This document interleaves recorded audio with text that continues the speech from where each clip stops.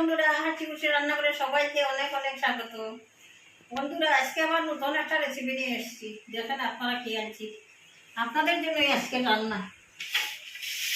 এই যে দেখেন, আলু আর শুলা কচু দিয়ে আমি একটা তরকারি বানাবো। করে দেখবেন, এটাতে লাগবে আমার ডালের বড়ি। মশলা তো আমি দেবো, আপনারা দেখবেন দেখিয়ে দেবো। আদা লাগবে, টমেটো কুচি, দালচিনি, তেজপাতা, কাঁচা লঙ্কা। এটা কাঁচা লঙ্কার উপরেই করবো, শুকনো লঙ্কা দেবো না, চিনি। আর একটুখানি পাঁচফোড়ন আমি কড়াই বসিয়ে দিয়েছি। কড়াইয়ের মধ্যে দিয়ে ভেজে একটা ভাজা মশলা বানাবো, শুধু পাঁচফোড়ন।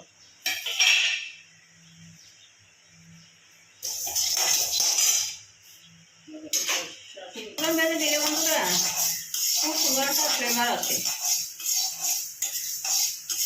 আমার তো মনে হয় বাঙালিরা খুব প্রিয় রেসিপি ডালের বড়ি দিয়ে। আমি কলাই ডালের বড়ি দিয়ে করবো, অনেকে বিউলির ডাল বলে, আমরা কলাই ডাল বলি। আমার তো বড়ির তরকারি হলে আমার আর কিচ্ছু লাগে না, আমি শুধু আগাগুলো বড়ির তরকারি দিয়ে খেয়ে নিই। এটা যখন ফুটফুট করে মাছ ফুটছে, কড়ার ভিতরে কীভাবে নাচানাচি করতে যাবেন। এখন ফ্লেমটা বন্ধ করে নামিয়ে, এমনি বিনা ফ্লেমে কড়াই হিট আছে তো, হিটের মধ্যে একটুখানি নাড়াচাড়া করে নামিয়ে দেবো। আগে ঠান্ডা করে নিয়ে তারপরে আমাদের দিস্তায় দিয়ে গুঁড়ো করবো, গুঁড়ো করে নিয়ে মশলার মধ্যে লাগবে আমার পুরনো পাঁচফোড়ন, গোটা জিরে, হলুদ, জিরে পাউডার, ধনিয়া পাউডার, এতটুকু মশলা, আর কিছু না। আর তো আপনাদেরকে দেখিয়ে দিলাম। খুব সিম্পলের মধ্যে তরকারিটা গরমের মধ্যে খুব ভালো। আপনার ভাত রুটি সব কিছুর সঙ্গে খেতে পারবেন, কোনো অসুবিধা হবে না। কাপড় দিয়ে দিলাম বন্ধুরা, তাহলে আর বেশি শব্দ করবেন না।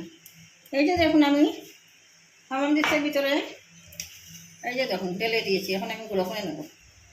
আমার দিস্তায় তো একটু গরম গরমই করবো, গরম গরম না হলে গুঁড়োটা হবে না। এই যে দেখুন, খুব সুন্দর করে গুঁড়ো করে রেখে দিয়েছি। এখন একটুখানি যেতে রেখে দেবো, ফ্লেভারটা চলে যাবে।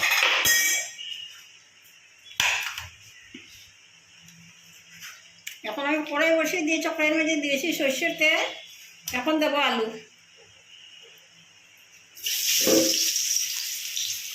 আগে আলুটা খুব ভালো করে ভাজা করবো, তারপরে দেবো কচুগুলোকে একটুখানি হালকা ভাজা করে নেব।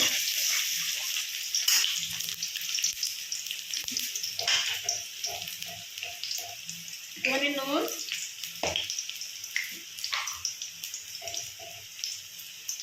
হলুদ গুঁড়ো,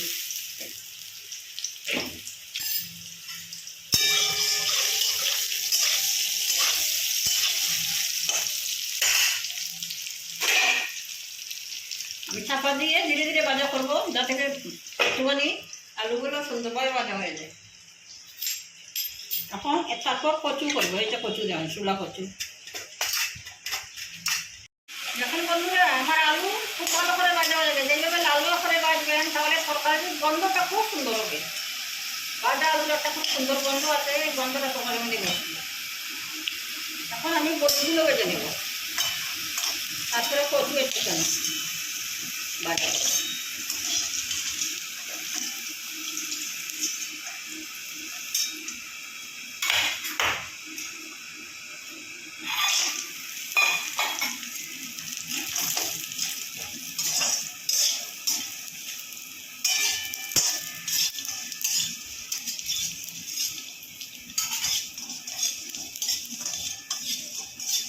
একটুখানি লাল লাল করে ভাজবেন, তবে বড়ির গন্ধটা আসবে।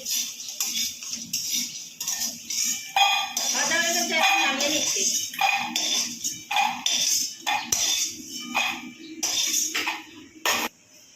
এরপরে আমি একটুখানি তেল দিয়ে দেবো, দিয়ে কচুটা একটুখানি ইয়ে করে ফেলবো, হালকা ভাজা করে ফেলবো।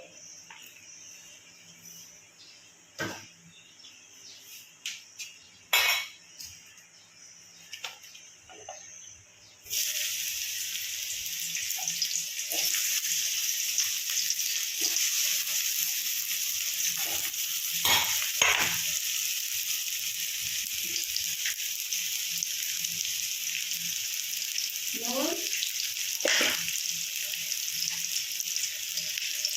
হলুদ, নুন হলুদ যেমন খুব সুন্দর করে কম ফ্লেমে আস্তে আস্তে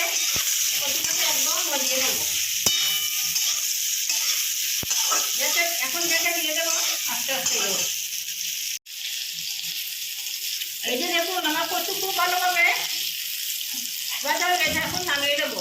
এই যে আমি ভাজা করলাম সেই দিনও গলায় কুটকুট করবে না, এইভাবে ভাজা করে রান্না করবেন আপনারা।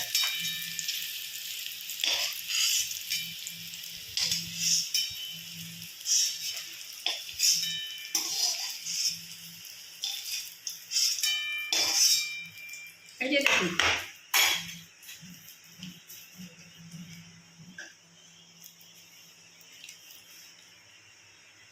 এই কড়াইয়ের মধ্যে একটুখানি তেল দিয়ে দিই, একটুখানি তেল আছে, একটুখানি তেল দিল।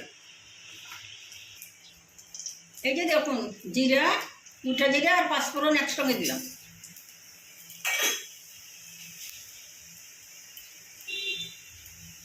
তেজপাতা, দুটো দালচিনি বাটি দিই,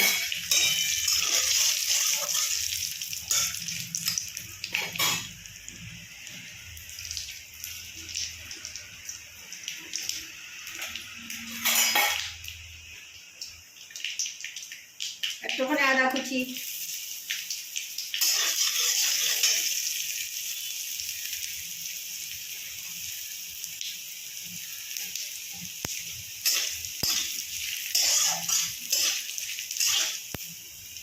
টমেটো কুচি,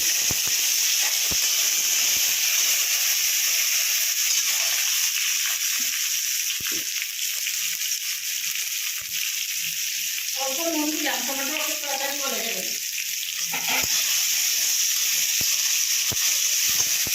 এখন দেখেন, ধনে গুঁড়ো, জিরে গুঁড়ো, নুন, জিরা, কাঁচা লঙ্কা, হলুদ একসঙ্গে দিয়ে দেবো। জলদি পেস্টের মতো বানিয়ে তারপরে ডালবো।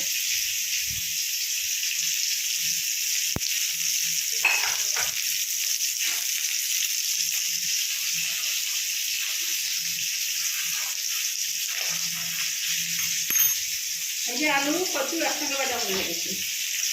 এই যে বড়ি আপনাদের কাছে আমি দেখিয়েছিলাম, বড়িগুলো ডালের বড়ি।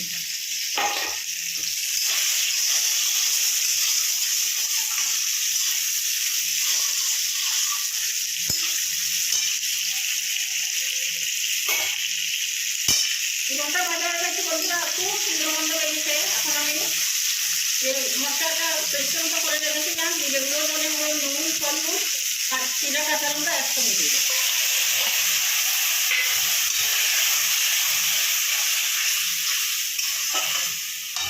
দিয়ে আস্তে আস্তে কষাবো। আমার মশলাটা খুব ভালো করে কষানো হয়ে গেছে, দেখেন তেল ছেড়ে দিয়েছে। এখন আমি ভাজা কচু, শুকনো কচু আর আলু, ভাজা করা আলু একসঙ্গে দিয়ে দেবো, দিয়ে একটুখানি কষাবো।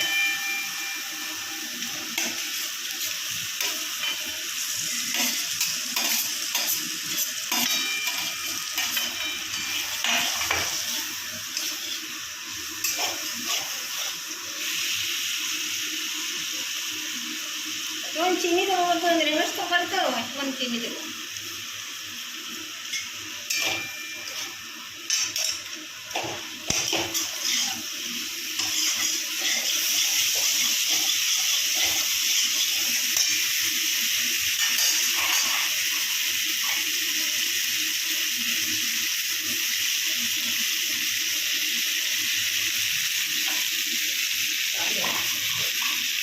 হয়তো বলে এখন এটাকে অনেক দিয়ে দিলাম, সবার সঙ্গে নিতে ভালো লাগলো, আর কিন্তু পরে দেবো।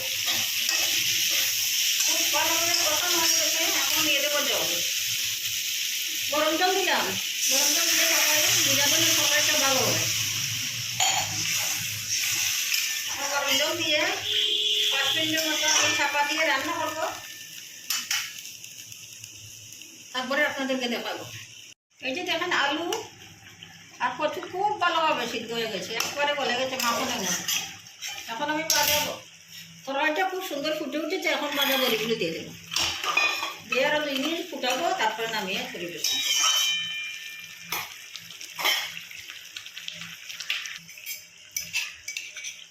এই যে বন্ধুরা, আমি তো একটা ভাজা মশলা বানিয়েছিলাম, এটা দিয়ে দিলাম। এখন তরকারি একদম শেষের দিকে। গরম মশলা দেবো না, গোটা গরম মশলা দিয়েছি তো। গরম মশলা বলতে দালচিনি আর কিচ্ছু দিইনি। আর দেবো 1 চামচ পরিমাণ ঘি। দিয়ে কিছুক্ষণ একটুখানি 5 মিনিটের মতো রান্না করবো, তারপরে নামাবো। এগুলো খুব ভালোভাবে সবজির সঙ্গে মিশে যায়, ঘিয়ের গন্ধ, গরম মশলার গন্ধ সবজিতে একদম, সবজির ভিতরে একদম ঢুকে যাবে, তারপরে নামিয়ে যাবে। এই যে বন্ধুরা, পকোড়াটা একদম সম্পূর্ণ রেডি। এখন আমি নামিয়ে পরিবেশন করবো, তারপরে আপনাদেরকে দেখেন বন্ধুরা, আমার কচু আলু ডালনা একদম রেডি। কীরকম হয়েছে দেখেন, ভালো লাগছে নাকি? এই এই এই রেসিপিটা আপনারা রুটি ভাত সব কিছুর সঙ্গে খেতে পারেন, খুবই ভালো লাগে, দুর্দান্ত রেসিপি। এগুলো খুব ভালো সিদ্ধ হয়েছে, আগে দেখাতে আমি ভুলে গেছি, লাইট ছিল না তো সেই জন্য, একদম নরম হয়ে গেছে। আপনারা যে বানিয়ে খেয়ে দেখেন, খুবই ভালো লাগে। মান কচু দিয়ে কথা বলেন, মান কচু আমাদের এখানে পাওয়া যায় না, আমরা ছোলা কচু দিয়েই খাই। বন্ধুরা, যদি আমার রেসিপিটা ভালো লাগে তাহলে দয়া করে লাইক, শেয়ার এবং সাবস্ক্রাইব করবেন। প্রচুর পরিমাণে শেয়ার করবেন যাতে সবার কাছে গিয়ে পৌঁছায়। নতুন বন্ধুদেরকে বলছি, আপনারা যদি এখনও সাবস্ক্রাইব না করে থাকেন তাহলে সাবস্ক্রাইবটা করে দিয়ে আমার পাশে থাকবেন। আজকের মতো এখানে শেষ করছি। ভালো থাকবেন, সুস্থ থাকবেন, সাবধানে থাকবেন। নমস্কার।